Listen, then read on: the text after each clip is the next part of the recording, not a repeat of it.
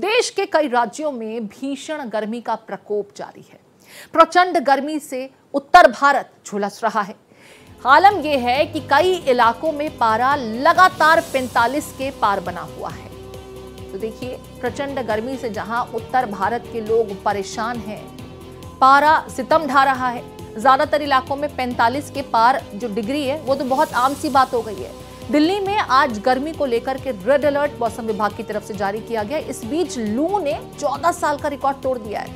कई राज्यों में हीट वेव का प्रकोप जारी है, लोग बीमार हो रहे हैं और स्थिति जो है फिलहाल ऐसी ही बनी रहेगी। इस बात को लेकर मौसम विभाग की तरफ से लगातार लोगों को बताया जा रहा है, चेताया जा रहा है कि दिन के समय घर से बाहर ना निकलें, खुद का खास ख्याल रखें, हाइड्रेट करते रहें, लू से बचने की कोशिश करें क्योंकि ये लू आपको बीमार कर सकती है, जानलेवा भी साबित हो सकती है। वहीं मौसम विभाग के वैज्ञानिक सोमा सेन राय ने प्रचंड गर्मी को लेकर क्या कहा, आपको सुना देते हैं।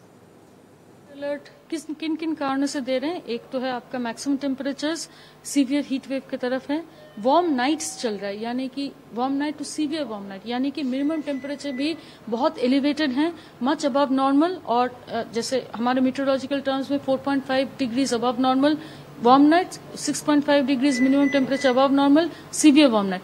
वार्म नाइट होने से क्या होता है, मैक्सिमम दिन का जो मैक्सिमम टेम्परेचर जल्दी पहुंच जाती है, यानी कि जो मैक्सिमम टेम्परेचर आपका 11:30 या 12-1 बजे होती है वो 9 साढ़े 9 बजे तक पहुंच जाती है, वो भी बहुत खतरनाक होती है। तीसरी कारण है स्ट्रॉन्ग सरफेस विंड्स ब्लो कर रही है जो 25 से 35 किलोमीटर प्रति घंटा और 45 से 47 डिग्री का टेम्परेचर के साथ बह रही है। तो मौसम वैज्ञानिक को आप सुन रहे थे जिन्होंने बताया कि दरअसल अलर्ट क्यों जारी किया जा रहा है। इन दिनों जो प्रचंड गर्मी पड़ रही है उसकी वजह से वार्म नाइट जो है वो लगातार बना हुआ है। वार्म नाइट के चलते रात के समय में भी जो पारा थोड़ा नीचे लुढ़कता है वैसा नहीं हो रहा है, जिसके मद्देनजर क्योंकि रात में भी पारा 40 के इर्द गिर्द बना हुआ है, दिन होते ही सुबह 8 या 9 बजे नहीं कि टेम्परेचर 40-42 के पार और दोपहर होते होते 45 को आसानी से छू जाता है। ये जो स्थिति है ये ज्यादा परेशान करने वाली है। उत्तर प्रदेश में भीषण गर्मी और लू का प्रकोप लगातार जारी है। यहां प्रयागराज का जिक्र करें जहां पारा 47 डिग्री के पार है। तो देखिए, उत्तर प्रदेश भयानक गर्मी जो है इससे लोग बेहाल हैं। प्रयागराज की बात कर लेते हैं, यहां पारा 47 के पार है, तो वहीं लखनऊ में पारा 46 डिग्री के पार है। आज भी गर्मी से राहत की फिलहाल कोई उम्मीद नजर नहीं आ रही है। अब दिन के समय अगर उत्तर प्रदेश के ज्यादातर हिस्सों की सड़कों का जिक्र करें तो आलम यह है कि दोपहर 11 बजते बजते 12 बजते बजते सड़कें वीरान हो जा रही हैं। इक्का दुक्का लोग जो घरों से बाहर भी निकल रहे हैं उनको बहुत ज़रूरी काम है, लिहाजा उन्हें बाहर का रुख करना पड़ रहा है। लेकिन अगर समझा जाए तो ज़्यादातर लोग जिन्हें ज़रूरी काम है उनकी कोशिश ये होती है कि 10 बजे से पहले पहले अपने ज़रूरी काम निपटा लें, नहीं तो प्रचंड गर्मी की मार बीमार ना कर दे। लू का सितम और तापमान जो है वो लोगों को इन दिनों परेशान कर रहा है और लोग बदहाल हो जा रहे हैं इस गर्मी से, बेबस से नजर आते हैं इस गर्मी की वजह से। यूपी के फतेहपुर में भीषण गर्मी का कहर और इससे यहां 6 से ज्यादा लोगों की हीट स्ट्रोक के चलते मौत हो गई है। देखिए, फतेहपुर से ये एक डराने वाला आंकड़ा सामने आया है जहां हीट स्ट्रोक के चलते 6 से ज्यादा लोगों की मौत की खबर है। यहां आपको बता दें पारा जो है 45 डिग्री के पार पहुंच गया है। फतेहपुर यूपी का हम जिक्र कर रहे हैं, यहाँ 6 लोगों की देखिए हीट स्ट्रोक के चलते मौत हो गई है और यही लगातार डॉक्टर भी समझा रहे हैं कि देखिए पहले तो कोशिश कीजिए कि आप बाहर ना निकलें, ये स्थिति है। नहीं तो कहीं पर ट्रेन में सफर करते हुए लोगों की मौत हो जा रही है, तो कहीं पर हीट स्ट्रोक के चलते लोग बीमार हो रहे हैं। अब ऐसे में इस मौसम में खास ख्याल रखना बहुत जरूरी है। लू का प्रकोप इस समय चल रहा है, तो इससे बचाव के लिए आपको दोपहर के समय 12 से 3 बजे के बीच में घर से बाहर नहीं निकलना है। ठीक है, पानी ज़्यादा से ज़्यादा पीना है आपको। बाहर जा रहे हैं तो आप अपना पानी लेके जाइए, ठीक है। और सूती कपड़े पहनना है, ब्लैक कपड़े, काले कपड़े को नहीं पहनना है जिसकी वजह से ज़्यादा गर्मी लगे। और इसके लिए क्या है कि अगर किसी को लू लग जाती है तो उसका तुरंत उपचार करना है। उसको घर में लाइए, पहले देखिए शरीर ज़्यादा गर्म है तो उसको गीले कपड़े से पूरा शरीर पोंछिए, कोल्ड स्पंजिंग करिए। उसके बाद उसको जो नज़दीकी हॉस्पिटल है या जो नज़दीकी डॉक्टर है उसके पास जाकर के उनको संपर्क करिए। हीट वेव लू का प्रकोप इस समय चल रहा है, तो इससे बचाव के लिए आपको दोपहर के समय 12 से 3 बजे के बीच में घर से बाहर नहीं निकलना है। ठीक है, पानी ज़्यादा से ज़्यादा पीना है आपको। बाहर जा रहे हैं तो आप अपना पानी लेके जाइए। ठीक है, और सूती कपड़े पहनना है, ब्लैक कपड़े, काले कपड़ों को नहीं पहनना है जिसकी वजह से ज़्यादा गर्मी लगे। और तो देखिए, डॉक्टरों की भी यही सलाह कि पहले तो आप दिन में भरी दोपहरी जिसे हम कहते हैं 12 से 3 बजे घर से बाहर ना निकलें, इसे अवॉइड करें, क्योंकि इस समय सूरज सबसे ज़्यादा गर्मी और तपिश जो है ये धरती तक पहुंचाता है, और ऐसे में इस प्रचंड गर्मी में आपके बीमार होने के चांसेस ज़्यादा हैं। अगर आपको ज़रूरी भी है घर से बाहर निकलना तो अपने साथ पानी इत्यादि लेकर चलें, और गहरे रंग के कपड़े ना पहने, खास करके काले रंग के कपड़ों को आप अवॉइड करें, क्योंकि ये हीट ज़्यादा एब्जॉर्ब करते हैं। मेरे साथ मेरे दो सहयोगी जुड़ गए हैं। अनुज मेरे साथ लखनऊ से जुड़ गए हैं, और साथ में मेरे साथ दिल्ली से मोहित जुड़ गए हैं। अनुज, पहले आपका रुख करते हुए, यूपी से परेशान करने वाले आंकड़े सामने आ रहे हैं। यहाँ हीट स्ट्रोक का शिकार लोग हो रहे हैं, मौतें हो रही हैं। राज्य के हिसाब से अगर आंकड़ों पर गौर फरमाए तो इस वक्त हीट स्ट्रोक से मरने वालों का आंकड़ा कहां पहुंचा है और अस्पतालों की क्या स्थिति बनी हुई है, क्योंकि लगातार लोग बीमार भी हो रहे हैं। बिल्कुल प्रीति, जिस तरह से आपने बताया कि हीट स्ट्रोक से सभी लोग परेशान है, जनजीवन अस्त व्यस्त है, लोगों का जीना मुहाल हो गया। राजधानी समेत उत्तर प्रदेश पूरी भीषण गर्मी का सितम जारी है, और पूरा झुलसा देने वाली गर्मी में जिस वक्त मैं रिपोर्टिंग कर रहा हूं, ये समझ सकते हैं पूरा लखनऊ की जो इमारतें, आसपास की जो भी जो मतलब क्या कहते हैं बिल्डिंग है, पूरा धधक रही, जैसे लग रहा है कि जैसे आसमान से आग का गोला नीचे गिर रहा है। इस समय लोग पर काफी परेशानी है, और खास तौर पर प्रशासन ने भी कहा है कि जरूरत ना हो तो 12 से करीब 4 बजे के आसपास घरों से बाहर ना निकले, और लोग घरों में ही रहने को, कैद होने को मजबूर है। और तमाम तरह के सबसे हैरान करने वाली बात यह है कि कम से कम बीते 24 घंटे से जो आंकड़ा आ रहा है, कम से कम 120 आसपास के लोगों की गर्मी से मौत हो गई है, और यह आंकड़ा आने वाले समय भी और भी बढ़ सकता है, क्योंकि जो मौसम विभाग की चेतावनी जारी की कि आने वाले समय में फिलहाल जो ये भीषण गर्मी है इसका सितम लगातार जारी रहेगा। मौसम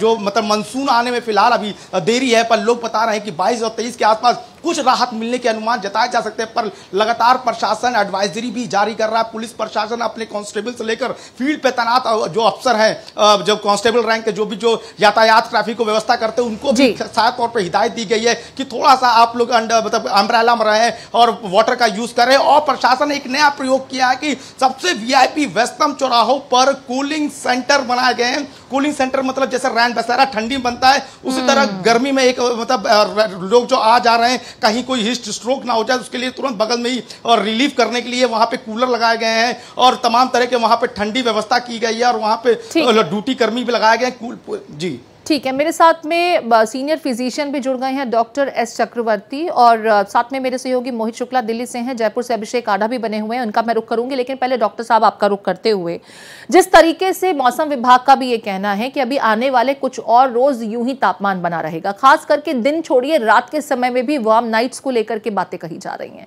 ऐसी स्थिति में अक्सर जो शिकायतें आ रही हैं वो हीट स्ट्रोक से शिकार हुए लोगों की आ रही हैं। अस्पतालों में जो मरीज आप तक पहुंच रहे होंगे, या जो गर्मी से परेशान होकर बीमार होकर लोग आप तक पहुंच रहे हैं, उनके सिम्टम्स ज्यादातर क्या हैं, और लोगों को इस गर्मी में हीट स्ट्रोक से बचाने के लिए लोगों को क्या करना चाहिए ताकि वो बीमार भी ना पड़े और जो जरूरी काम है उसे वो निपटा सकें, क्योंकि जीवन तो रुक नहीं सकता है, बाहर निकलना भी पड़ता है मजबूरन काम के लिए, लेकिन गर्मी बहुत ज्यादा है, ख्याल रखना भी जरूरी है। मोहित, दिल्ली को लेकर के तो रेड अलर्ट जारी किया गया है, और मैं मौसम वैज्ञानिक को सुन रही थी जिनका सीधे तौर पर कहना है कि दिन छोड़िए रात में भी इस बार वार्म नाइट्स होंगी, और वार्म नाइट्स का नतीजा अगले दिन के तापमान पर सीधे तौर पर देखा जा सकता है, रिफ्लेक्ट करता है, क्योंकि रात में ही जब पारा 40 के आसपास बना रहेगा तो दिन के 8 बजते बजते 9 बजते बजते टेम्परेचर 45-46 आसानी से क्रॉस कर जाता है।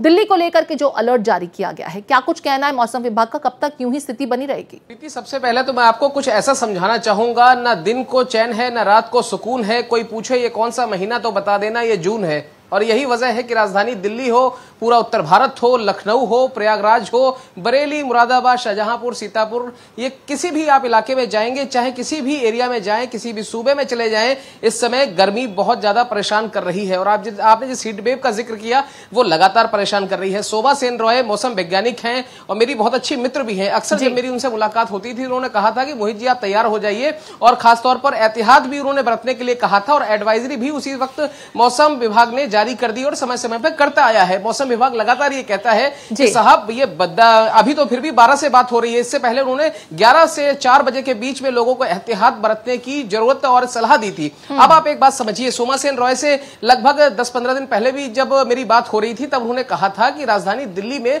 30 जून के आसपास मानसून पहुंच जाएगा, जिससे दिल्ली वालों को थोड़ी राहत मिलने के आसार हैं। वही हमने सुना कि लखनऊ में भी लगभग 22-23 तारीख के आसपास फोरकास्ट किया गया है, तो लगभग 5-7-8 दिन में ये पूरे उत्तर भारत और आगे के हिस्से को अपने चपेट में लेगा, जिसके बाद थोड़ी सी राहत मिलती हुई दिखाई पड़ेगी।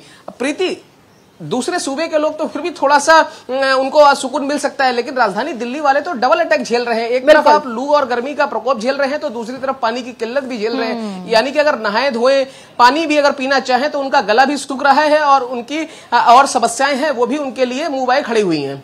ठीक है, मैं आपका रुख करूंगी दोबारा से। अभिषेक का मैं रुख कर लेती हूँ, क्योंकि राजस्थान तो यूं भी गर्म रहता है और प्रचंड गर्मी पड़ रही है। राजस्थान का क्या सूरत हाल है समझ लेते हैं। अभिषेक, दिल्ली वाले परेशान हैं, यहाँ रेड अलर्ट जारी किया गया है, राजस्थान में क्या स्थिति बनी हुई है और मौसम विभाग का राजस्थान को लेकर क्या कुछ अपडेट है? राहत कब तक मिलेगी लोगों को? देखिए, राजस्थान में मानसून सबसे देरी से आता है। इस जून महीने के आखिर तक उम्मीद जताई जा रही है कि मानसून शायद आ जाए। हालांकि अभी तक मौसम विभाग ने पुख्ता तौर पर राजस्थान के लिए कुछ ऐसा नहीं बताया कि कितनी तारीख तक मानसून आ जाएगा, लेकिन ऐसे कयास हैं कि जून के आखिरी सप्ताह या आप जुलाई के पहले हफ्ते में मानसून राजस्थान में प्रवेश करता है। लेकिन उससे पहले अभी जो फिलहाल गर्मी की स्थिति है, अगर 1.5 महीने करीब 1 महीने से लेकर पिछले 15 दिन पहले तक की बात हम करें तो उस वक्त तक बहुत ज़्यादा गर्मी थी और ख़ासतौर से वेस्टर्न राजस्थान में जो टेम्परेचर था वो 53-54 डिग्री तक पहुंच गया था और कमोबेश पूरे राजस्थान में 45 से ज़्यादा ही टेम्परेचर था, 45 से कम कहीं नहीं था। लेकिन पिछले 15 दिन में जो स्थिति है वो कुछ बदली है। अभी जो राज्य में तापमान है वो करीब 39 डिग्री से लेके 46.2 डिग्री सेंटीग्रेड तक तापमान दर्ज किया जा रहा है। लेकिन ईस्टर्न राजस्थान में जहाँ जहाँ कुछ हल्की सी प्री मानसून शावर्स हुई हैं वहाँ उसके कारण में ह्यूमिडिटी बढ़ गई है और उस ह्यूमिडिटी के चलते लोगों को परेशानी ज़रूर हो रही है, क्योंकि राजस्थान में बिना ह्यूमिडिटी की गर्मी पड़ती है, सूखी गर्मी पड़ती है, तो लोग उसके अभ्यस्त हैं एक तरीके से। लेकिन ह्यूमिड जब माहौल हो जाता है, जब वातावरण में नमी आ जाती है तो लोग परेशान हो जाते हैं। तो ईस्टर्न राजस्थान में खासतौर से बारां, भरतपुर, धौलपुर, यहाँ पर कुछ जगह पर बारिश हुई है और हल्की बारिश हुई है, उससे ह्यूमिडिटी बढ़ गई है, उससे परेशानी है।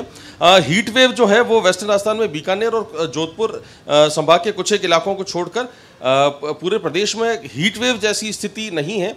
हालांकि रातें ज़रूर गर्म है, रातों का तापमान जो है वो करीब 30 से 32 डिग्री तक पहुंच जा रहा है, तो रातों को लोगों को ज़रूर दिक्कत हो रही है। लेकिन उससे बड़ी दिक्कत ये हो रही है कि प्रदेश में पिछले करीब 20 दिन से अघोषित बिजली कटौती बेतहाशा बढ़ गई है और अब जो है जो सरकार के से जुड़े हुए जो बीजेपी के विधायक और जो मंत्री हैं वो भी लगातार ऊर्जा मंत्री से रोजाना मुलाकात कर रहे हैं और जो बिजली की समस्या है उससे निपटने के बिल्कुल, जब प्रचंड गर्मी पड़ती है तो बिजली की मांग भी बढ़ जाती है, क्योंकि लोग खुद को ठंडा रखने के लिए एसी इत्यादि का ज़्यादा इस्तेमाल करते हैं और ऐसे में होता क्या है कि मांग ज़्यादा होती है, सप्लाई सीमित होती है, तो कटौती शुरू हो जाती है जो और लोगों की ज़िंदगी को दूभर बनाती है। एक बार फिर लखनऊ का रुख करते हुए, लखनऊ में जहां सबसे ज़्यादा हीट वेव की वजह से, हीट स्ट्रोक के चलते लोगों की मौतें हुई हैं और ज़्यादा संख्या में लोग बीमार पड़ रहे हैं।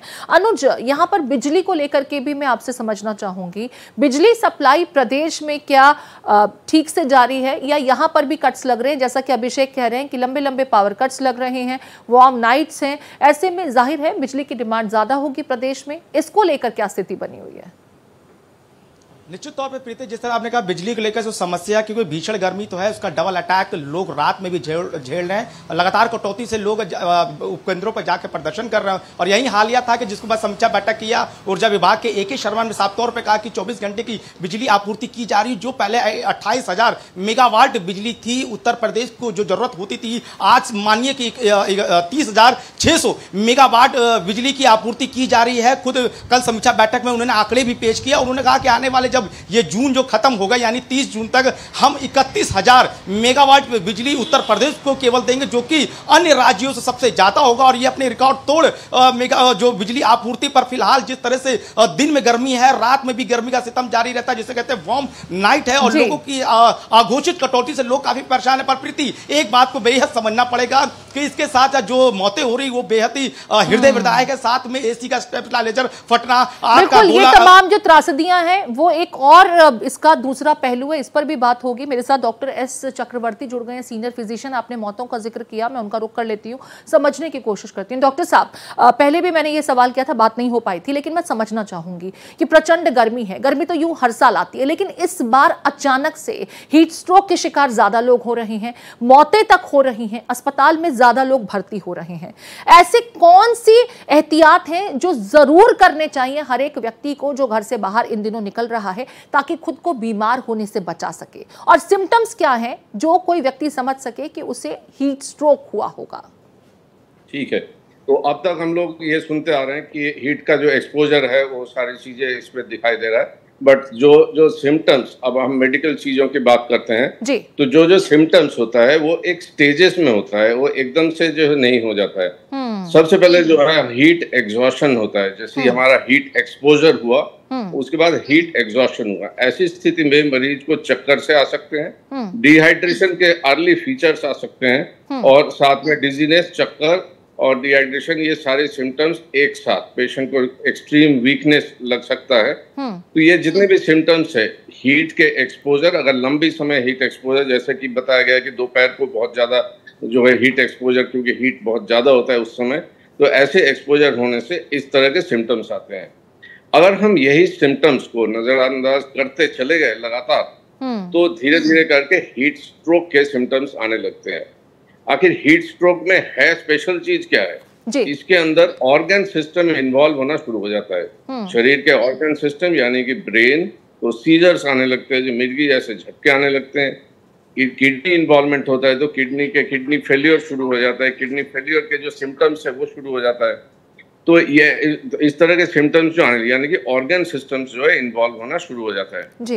तो अगर हम ये एक्शन जो पहले ही ले लें, अगर हम लोग हीट एग्जॉशन स्टेज में ही पेशेंट को जो है, जो या कोई भी इंडिविजुअल उससे पीड़ित है, उसको इस पे एक्शन उसी समय ले लें, तो हीट स्ट्रोक के फीचर्स नहीं आएंगे।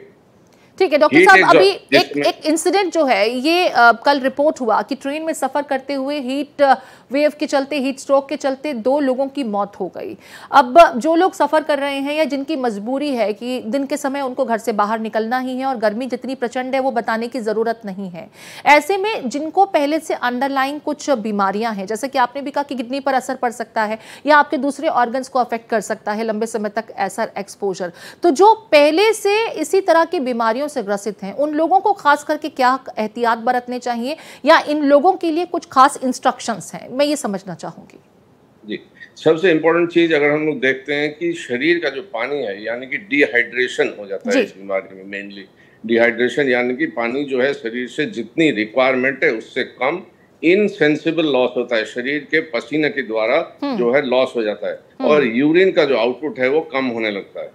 ऐसी स्थिति में अच्छे से हाइड्रेशन मेंटेन करना बहुत जरूरी है। उसी समय आपको जो है शरीर का हाइड्रेशन यानी कि अच्छे से पानी या कोई लिक्विड पदार्थ आपको कंटिन्यूअसली लेना होगा, तो डेफिनेटली हम इस चीज से बच सकते हैं। जैसे भी हम लोग को बाहर जाना है, जैसे कि आपने खुद कहा कि काम तो हमारा रुकेगा नहीं, हमको तो जाना ही है, तो ऐसी सिचुएशन में अच्छे से हाइड्रेशन को मेंटेन करें और धूप का एक्सपोजर जितना कम हो सके उतना ही अच्छा है।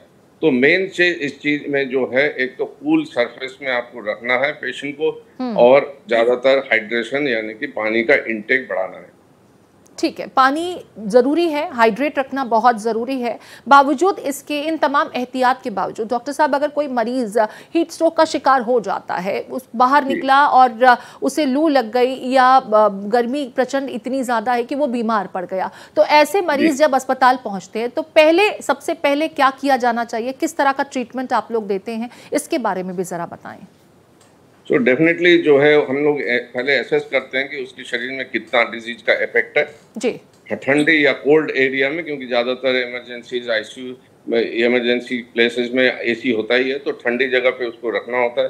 फिर हाइड्रेशन यानी कि इंट्रावेनस फ्लूइड हम लोग स्टार्ट कर देते हैं ज्यादातर, और साथ ही साथ टेस्ट को भेजते हैं, देखते हैं कि शरीर के क्या क्या कौन कौन से अंग में उसका असर ऑलरेडी आ चुका है। साथ में जो बीमारियां साथ में अगर पहले से कोई है उसको भी जो है ढूंढ के निकाला जाता है कि हाँ भैया, जैसे किसी का शुगर ज्यादा है तो उसमें भी हाइड्रेशन जो है डिहाइड्रेशन के चांसेस ज्यादा होंगे, तो साथ साथ शुगर को भी कंट्रोल देते हैं। तो जो मेडिकली जो ट्रीटमेंट जो है रिक्वायर्ड है वो करते ही हैं, प्लस हाइड्रेशन को मेंटेन करते हैं। ठीक है, मैं लौटती हूँ आपके पास में। मेरे साथ दिल्ली से मोहित भी बने हुए हैं। मोहित, राजधानी दिल्ली का सूरत हाल भी अलग नहीं है। ज्यादातर अस्पतालों में, खासकर अगर सरकारी अस्पतालों का जिक्र करें, तो बड़ी संख्या में लोग जो इन दिनों पहुंच रहे हैं वो हीट स्ट्रोक का शिकार हो रहे हैं या हीट वेव से बीमार हैं, लू लग गई है तो बीमार हैं। ऐसे जो मरीज हैं इन्हें टैकल करने के लिए अस्पताल में खास इंतजाम किए गए हैं। खास करके दिल्ली एनसीआर का मैं जिक्र कर रही हूँ क्योंकि सबसे ज्यादा गर्मी इन दिनों यहीं देखी जा रही है। किस के इंतजामात हैं? आप इंतजामात काफी पाते हैं, एडिक्वेट हैं क्या, या इम्प्रोवाइजेशन की इस लिहाज से भी जरूरत है? देखिए प्रीति, अब से कुछ दिन पहले ही जब दिल्ली के स्वास्थ्य मंत्री हैं सौरभ भारद्वाज, मैं उनको सुन रहा था, उन्होंने कहा था कि हीट वेव के शिकार लोगों के लिए, चाहे वो लेडी हार्डिंग कॉलेज हो या वो दूसरे अस्पताल हो, दिल्ली के जितने भी दिल्ली सरकार के अंतर्गत आने वाले अस्पताल हैं, उन सभी में शुरुआत में 2-2 बेड रिजर्व करके रखे गए थे, बाद में जिनकी संख्या और बढ़ा दी गई। तो यानी कि अस्पताल को पता है कि एहतियातन इस तरीके की चीजें हमें करके रखनी पड़ेंगी, क्योंकि कोविड के समय में मिसमैनेजमेंट सबसे ज्यादा अगर हमने कहीं देखा था तो वो दिल्ली के अंदर ही था, दिल्ली के अंदर ही था। यही वजह है कि दिल्ली सरकार ने हीट वेव के चलते भी शुरुआत में एहतियात बरतने शुरू कर दिए हैं। अब आप एक बात समझिए, लेकिन कहीं ना कहीं दिल्ली वालों को कुछ झटके लग रहे हैं। कल आप देखिए, इतना हाई प्रोफाइल शहर है दिल्ली, देश की राजधानी है, और कल दिल्ली एयरपोर्ट पर ही 1 घंटे का पावर कट हो गया था। तो आप देखिए कि किस तरीके से परेशानी वाली तस्वीरें सामने आई थी। तो दिल्ली में कभी पानी नहीं है, कभी पानी के साथ साथ बिजली के पावर कट हो रहे हैं, यानी कि इधर पानी का झटका लग रहा है, उधर बिजली का झटका लग रहा है, इधर लू का अलग झटका लग रहा है, हीट वेव अलग इधर से मतलब परेशान कर रही है। तो आप एक बात समझिए कि राजधानी दिल्ली वाले तो हर तरफ से ही परेशान है। वो कह रहे साहब कौन सा गुनाह किया था जो आज ये दिन देखने पड़ रहे हैं। और तो आप एक बात और समझिए कि दिल्ली लू के साथ साथ राजनीति का भी शिकार हो रही है। बिल्कुल ठीक है मोहित, आप जो तमाम बातें कर रहे हैं, दिल्ली वाले बखूबी उन स्थितियों से दो चार हो रहे हैं। और जाहिर है प्रचंड गर्मी की मार, ऊपर से अगर पानी की भी किल्लत, तो अंदाज़ा लगाना कतई मुश्किल नहीं है। मैं एक बार फिर से अभिषेक का रुख कर लेती हूँ। अभिषेक, हीट स्ट्रोक को लेकर के जिस तरीके के आंकड़े देश भर से सामने आए हैं, राजस्थान में इसको लेकर क्या स्थिति है? और जैसा कि आपने पहले भी बताया कि वार्म नाइट्स यहाँ पर बहुत ज़्यादा हैं, तो बिजली भी जाहिर है बहुत ज़्यादा डिमांड बढ़ी है। लोग क्या कह रहे हैं, लोगों की समस्याएं क्या हैं? क्योंकि राजस्थान वैसे भी गर्म रहता है, मौसम की मार भी पड़ रही है क्योंकि बारिश तो वहां लेट ही आने वाला है, बिजली की कटौती वैसे ही हो रही है। लोग क्या कह रहे हैं स्थिति को लेकर के? देखिए, मैं बताऊं, लोगों की ये स्थिति है कि प्रदेश में अलग अलग जो बिजली विभाग के जो डिस्कॉम्स के ऑफिसेज हैं, जो जीएसएस के पॉइंट हैं, वहाँ पर धरने प्रदर्शन शुरू हो गए हैं। पूरे पश्चिमी राजस्थान में और अगर यूँ कहें उत्तरी राजस्थान में कई जगह पर धरने प्रदर्शन हुए हैं। लोगों ने पड़ाव दिया है कि किसी तरीके से आप हमें बिजली पहुँचाइए, क्योंकि अभी जो सीज़न है वो जो फसल होती है, जो गर्मियों के सीज़न की फसल है, जिसमें ख़ासतौर से अगर हम बात करें कपास की सीज़न है, अभी इस वक्त मूंगफली की भी बुवाई होनी है।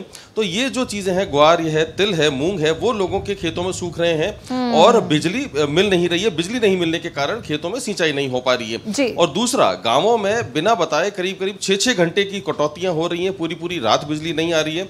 तो उसको लेकर अब लोग जो हैं वो सड़कों पर भी उतरने लग गए हैं। उन्होंने धरने प्रदर्शन भी शुरू किए हैं, जिसमें खासतौर से अगर हम बात करें झुंझुनू में, बीकानेर में, जोधपुर में, सिरोही में, इन कई जगहों पर लोग जो है बिजली विभाग के अधिकारियों के से वो सीधे सीधे सड़क पर उतर के उनसे संघर्ष करने की मुद्रा में आ गए हैं कि बिजली अगर नहीं रहेगी तो न तो हम ठीक से रह पाएंगे और ना ही हम अपनी खेती कर पाएंगे। तो दोनों ही स्थितियां जो लाइवलीहुड को लेकर के भी बड़ी चुनौती है, क्योंकि लोगों का गुजर बसर इसी खेती से होता है, लेकिन प्रचंड गर्मी से फसल खराब हो रही है, पानी की सप्लाई नहीं हो पा रही है, बिजली की आपूर्ति ना होने के चलते वो ना तो ट्यूबवेल चला पा रहे हैं, ना ही अपनी बाकी जरूरतों को पूरा कर पा रहे हैं।